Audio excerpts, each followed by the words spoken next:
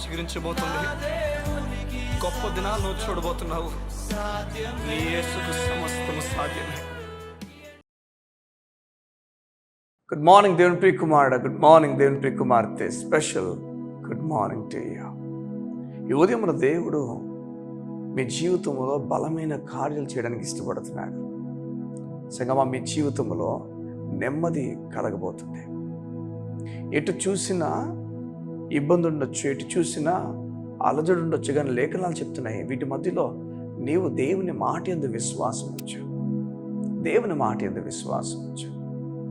లేఖనాలు చెప్తున్నాయి, ఎలీషా దగ్గరకు ఒక స్త్రీ వచ్చి, అయ్యా నా బిడ్డలను తీసుకుని వెళ్ళిపోతారని చెప్తున్నారు, నా ఇంటిని తీసుకెళ్ళిపోతారని చెప్తున్నారు.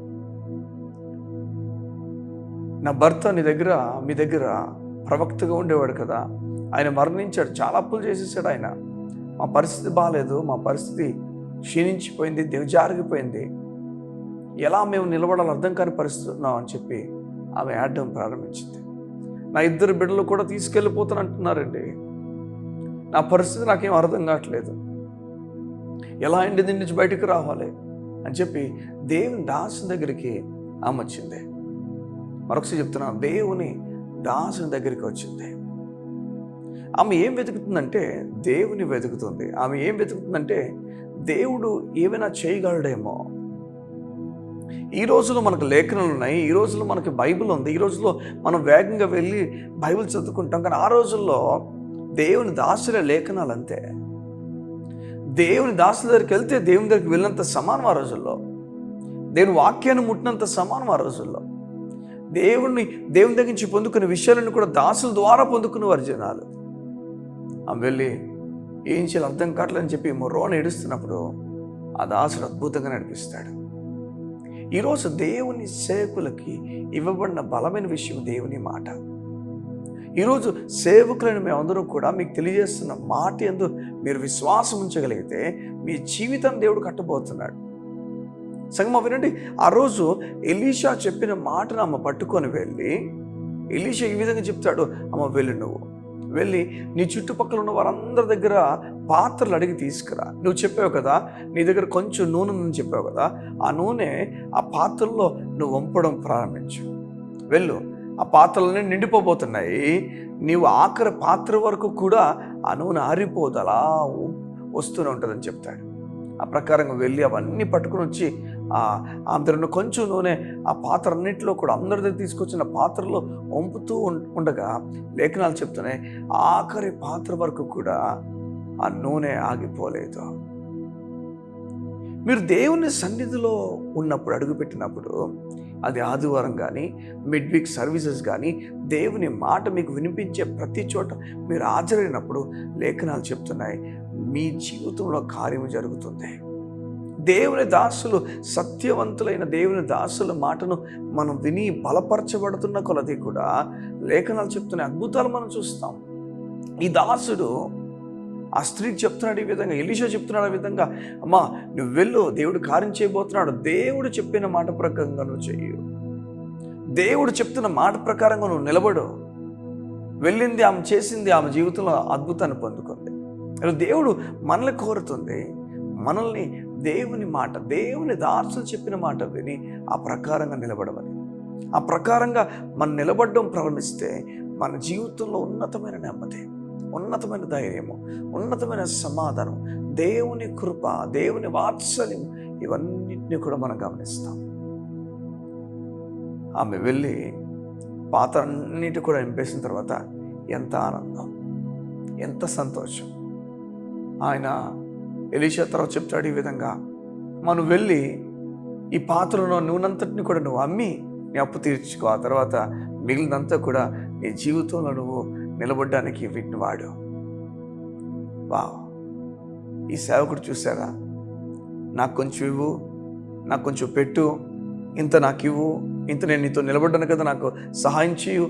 ఈ ఆలోచనలు. సత్యవంతుడైన సేవకుడు డబ్బు వైపు తన కళ్ళు పెట్టలేడు. దేవునిపైన ఆధారపడే సేవకుడు, దేవునిపైన ఆనుకునే సేవకుడు దేవునిపైన మాత్రం ఆధారపడతాడు.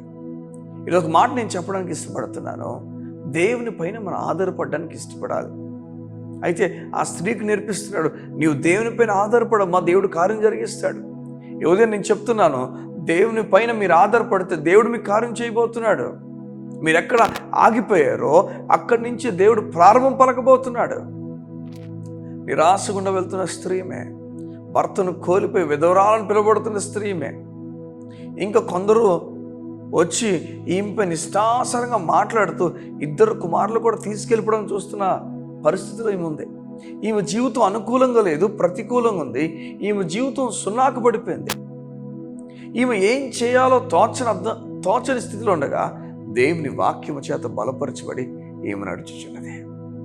నీ జీవితంలో నువ్వు ఏం చేయాలో అర్థం కాని సమయంలో నీ వాక్యం దగ్గరికి రావాలి. రీడ్ ద వర్డ్, చదవాలి, చదువుతూ ఉండాలి. ఎలా అయితే ఈ సేవకుడు చెప్పిన మాటకు లోబడిపోయింది, అలా ఈరోజు ఈ వాక్యానికి లోబడాలి. దేవుడు మిమ్మల్ని నీతిమంతుడని పిలుస్తున్నాడు.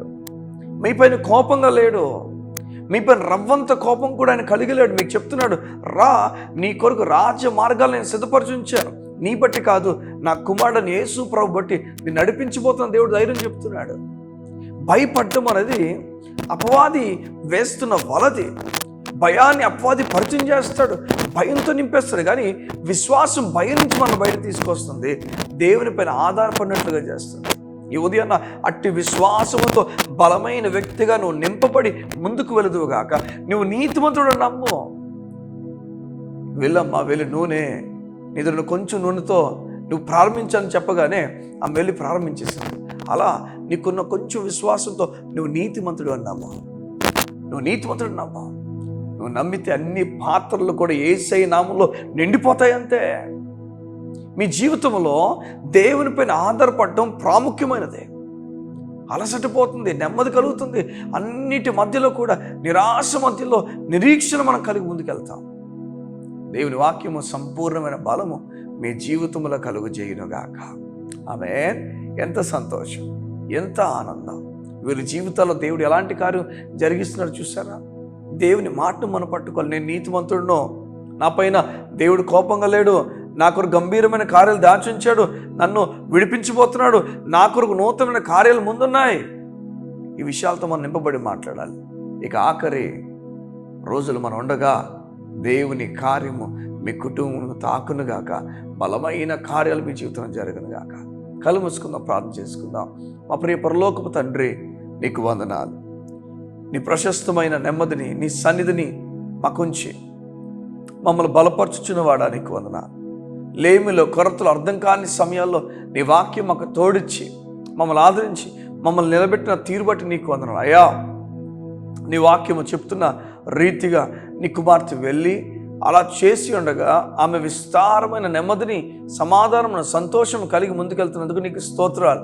అలాగనే నీ బిడ్డలు విశ్వాసం మూలంగా నీతిమంతులారి, నీవు వారిపైన కోపంగా లేవని, గొప్ప కార్యాలు ఈ దినాన్ని వారు చూడబోతున్న విషయాన్ని వారు కళ్ళారా చూచి సంతోషించుదురాక. నీ కృప, సమాధానం, నెమ్మది వారి కుటుంబం ప్రకటించుచున్నాను తండ్రి. ఆమేన్, ఆమేన్, ఆమేన్. దేవుడి రోజు ఈ ఉదయాన్నితో మాట్లాడుతున్నాడు. నిరాశపడద్దు, దేవుని కార్యాలతో త్వరలోనే మీరు చూడబోతున్నారు. మీ గుమ్మం ఎదుటే ఉన్నది కార్యము, త్వరగా మీరు చూడబోతున్నారు. God bless you. See you tomorrow.